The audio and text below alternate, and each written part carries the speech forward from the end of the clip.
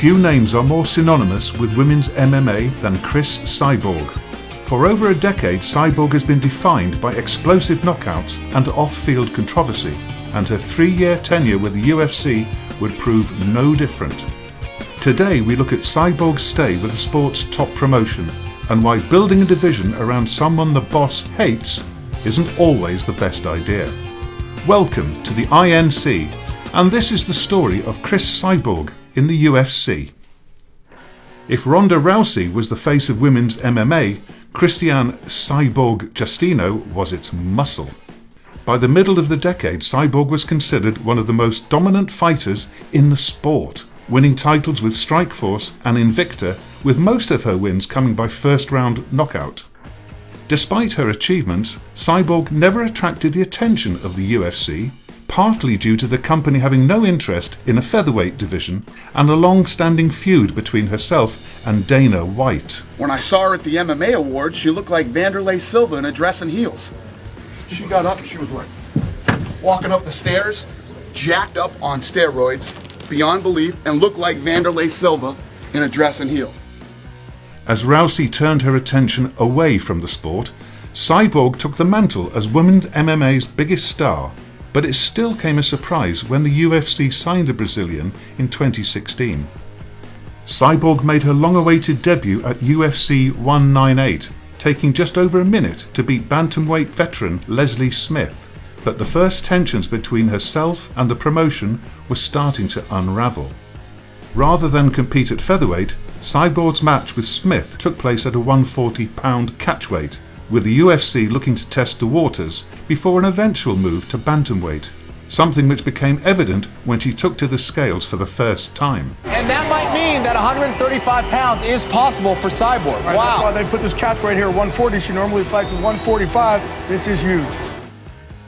This came to a head before her fight with Lina Landsberg, when Cyborg allowed a camera crew to film her weight cut and was seen visibly struggling with the pressures making the limit. Although Cyborg would win the fight, several state athletic commissions announced they would no longer sanction her in catchweight matches. It was clear the UFC needed 145 to accommodate their new star. A featherweight title bout was formally announced for UFC 208, however Cyborg wouldn't be a part of it.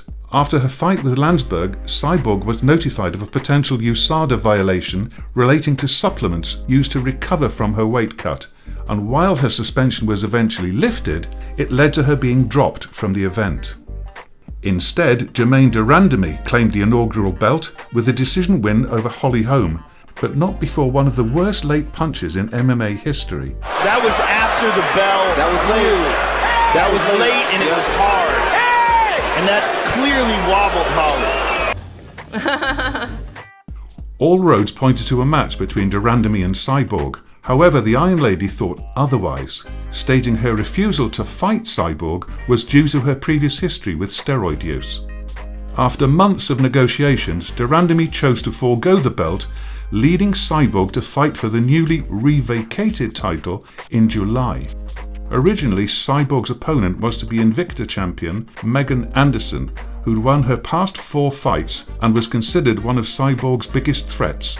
But issues securing Anderson a work visa meant Tonya Evinger stepped into the match on 2 weeks' notice. Cyborg dominated Evinger from the start, landing several heavy strikes as the veteran showed surprising resilience throughout, before a barrage of heavy knees finally took their toll in the 3rd round. The fight would be the pinnacle of Cyborg's tenure, winning a UFC title after a decade in the sport, and UFC President Dana White willing to bury the hatchet. Sort of. Why the fuck would I block Cris Cyborg? Listen, we've done some stupid things over the last couple of years with the website and all kinds of other stuff, but why would I go out and just block her? Because I don't want her seeing the stuff that I'm posting. While you're at it, could you unblock me too? No, I'm blocking you. All right. You're staying blocked. Cyborg's first defense came against familiar opposition in Holly Holm, who received her 10,000th title shot in the main event of UFC 219. Holm surprised many by using a clinch game to neutralize Cyborg's offense, arguably doing enough to win one of the first 2 rounds, before the Brazilian's striking power and persistence started taking its toll. Oh, she's got tagged there. She's got wobbled. Yep. She's in trouble. Holm became the first woman in 9 years to go the distance with Cyborg, but the champion held her own to claim a unanimous decision and silence the critics who previously condemned her as a can crusher. Cyborg's return to competition came much earlier than expected. After Max Holloway pulled out of his match with Frankie Edgar, Cyborg agreed to defend her title on 3 weeks' notice in a bid to save the card.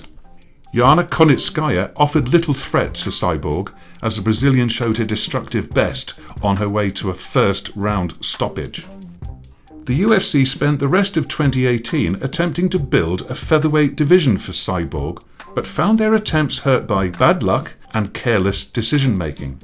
A season of The Ultimate Fighter dedicated to the class saw every contestant move to bantamweight once the show ended, while Megan Anderson's tenure was marred by one-sided losses and less than convincing wins. The toe went right into the eyeball.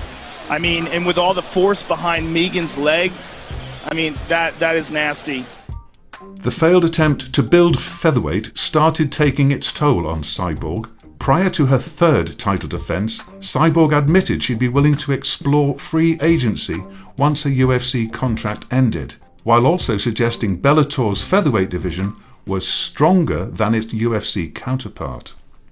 At UFC 232, Cyborg finally received her jump in quality, a super fight against UFC bantamweight champion Amanda Nunes.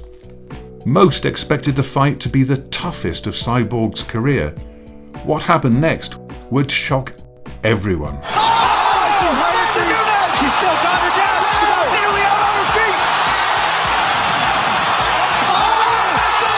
She wins. Cris Cyborg out cold.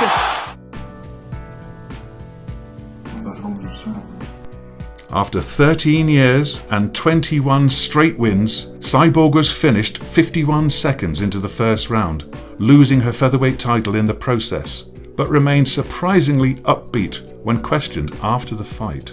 I did everything for this fight. You know, I trained hard. I did everything I could. My team did everything. And if it's happened today, it's not my day. I lost. Man, you know, it's happened, fight game. You know, it's not the first time I'm gonna lost. It's not the last time I'm gonna lost. This happened, you know, it's the fight game. Despite the prospect of a big money rematch, the UFC seemed resistant to the idea, with White claiming Cyborg had always been scared of the Nunes fight, and Cyborg branding White a liar in response. Cyborg returned to form with a dominant win over Felicia Spencer and entered free agency confident of getting a second crack at Nunes. Unfortunately, Cyborg's social media team had watched too many Hitler memes and decided to get creative when she confronted White after the match. But I don't know if you know. I don't know if you know how it played out. We want to do that fight. I don't want to do the fight. Okay. You do it. You get it done. Okay. And listen, the doctored video soon did the rounds online, and White, never cordial at the best of times, was quick to respond. I will literally today have my lawyer draft a letter to her team that she is free and clear to go wherever she wants. We're out of the Cyborg business. Cyborg, however, would have the last laugh, signing a big money deal with Bellator where she'd beat Julia Budd to win the company's featherweight title, leaving the UFC with 4 full-time featherweights and a champion with no interest in defending her belt. Cyborg's tenure with the UFC was arguably doomed from the start, with pre-existing tensions between herself and the company proving too much to overcome, but it allowed fans to understand the bravado that's followed her throughout her career, a colourful chapter for one of the sport's most controversial characters. Oh, and for the record, Dana White blocked her on Instagram again. This is the INC. Support the channel on Patreon.